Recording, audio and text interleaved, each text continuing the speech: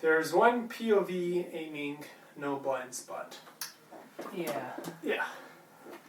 Basically, when people talk about, the saying like, "Oh, I have blind spots,"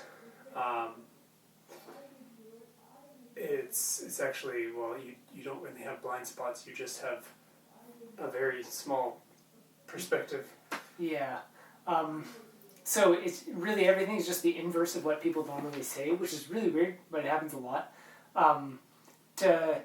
In the case of how we were using it when we talked about that is if there's all of consciousness and all of the universe or whatever, for somebody to say that, like say you have an issue, like you have a problem, whatever it is, like your ego comes into play and you neglect something or you, like whatever it may be, it's like a blind spot that the person isn't noticing what they're doing with themselves. So it's like, just a really simple worldly example. Like when somebody is talking to me and they say a certain thing and I get annoyed by it, like triggers or whatever, like something just, triggers it for me that I react to what they have said. That you could say is like a blind spot of mine. I don't know that this is something that is agitating me, whatever that is.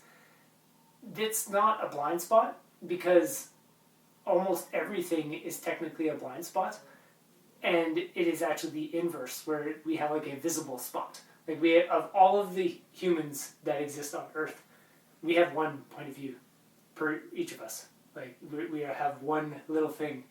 So that would be a blind spot. If you could see through absolutely everybody's eyes and live in anybody's shoes, all those expressions, and then there was one that you couldn't, you could say it's a blind spot. But it's the exact opposite of that.